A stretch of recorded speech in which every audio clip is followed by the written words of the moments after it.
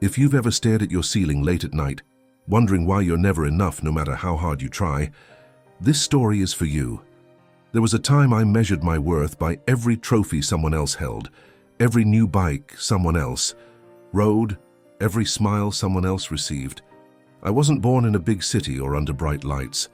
I was raised in Sundargram, a quiet village nestled between soft hills and winding rivers, where the sky blushed pink every evening and everyone knew everyone's name. My name is Mira. Back then I was 16. People said I was polite, helpful, a good daughter. But none of it mattered to me, because inside I carried a quiet storm. Whenever Anna won another school prize, I shrunk a little. When my neighbor's son pedaled past me on his shiny new bicycle, I felt like the ground beneath my sandals wasn't mine to walk. Even when someone sang better or danced with more grace, something inside me whispered, "You'll never be that.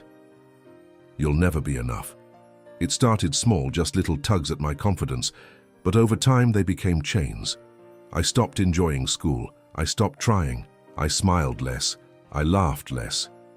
I convinced myself I was ordinary in a world that rewarded the extraordinary, and I might have stayed stuck there if it wasn't for the day a stranger arrived at our village gate. A woman people called the Soul Whisperer. Her name was Shantima. I didn't know then, but meeting her would change everything. They said she'd helped broken families mend, guided lost children home, even silenced the grief of a widow who hadn't spoken in years. I didn't believe in stories like that. But something about the way Shantima stood, quiet yet rooted like an old tree, made me feel like she already knew what I was carrying. I found her near the temple steps that evening. Her eyes were calm, unreadable. I didn't say much, just told her I felt like I was always falling behind, like I was a shadow in a world full of light. She listened without interrupting, just nodded once and said, "Come to the edge of the forest tomorrow just after sunrise. Your answer will be waiting." I didn't know if it was a riddle, a test, or just village folklore. But the next morning, with dew still fresh on the leaves and the village asleep, I followed her instructions. She was already there, standing barefoot on the grass, wrapped in a shawl that seemed older than time. Without a word, she pointed to the trees around us. "Tell me what you see, Mira." I glanced around, unsure what she meant. "There are trees," I said slowly. "Tall ones, short ones, some with big leaves, some with fruit." I paused, then added, "They're all different."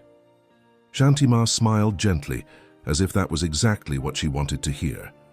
"Imagine," she said, "if the mango tree spent every day wishing it were tall like the coconut tree, or if the coconut tree resented not having sweet fruit. How foolish would that be?" I chuckled before I could stop myself. "That would be silly. Each tree has its own value," she nodded. "And so do you." We kept walking until we reached a pond, still and glassy, tucked beneath the shade.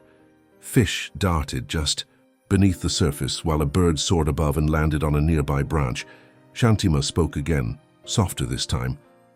"If that fish spent its life wishing it could fly, it would never be happy, nor would the bird if it longed to swim." That's when it hit me.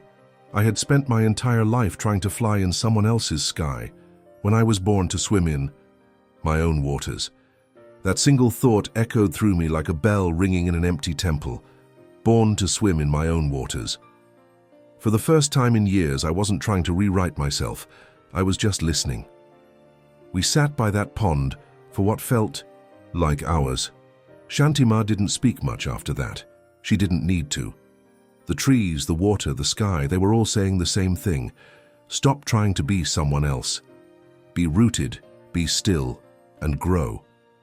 When I walked back to the village that afternoon, everything looked the same, but I didn't feel the same. The weight I'd carried for so long had started to lift, not because anything outside had changed, but because something inside me had. Over the next weeks, I started living differently. I wasn't chasing others anymore. I was learning to appreciate my own rhythm. I focused on what I loved, helping others, reading stories to my little cousin, planting vegetables with my mother, writing down thoughts I used to be too afraid to say aloud. And slowly, almost without realizing it, I came back to life. It wasn't loud or dramatic the way I came back to life. It was quiet, like the first light of morning slipping through the cracks. But it changed everything. As I leaned into the things that made me feel whole, something unexpected began to happen. People noticed. My teachers smiled more when I spoke. My little cousin clung to every word of the stories I read. Even my classmates started asking me for help, not because I was the best, but because I listened, because I cared. Years passed. I became a teacher, not the kind who filled blackboards with facts, but the kind who sat beside quiet kids and asked, "What makes you feel most alive?" One day, a student stayed behind after class. She looked nervous, twisting her sleeves in her fingers. "Miss Mira," she said, "why don't I feel special like the other kids?" I smiled, because I knew that question well. I led her to the window, pointed to the trees swaying outside, and whispered the same truth Shantima once gave me. "You were never meant to be them. You were meant to be you, and that is enough."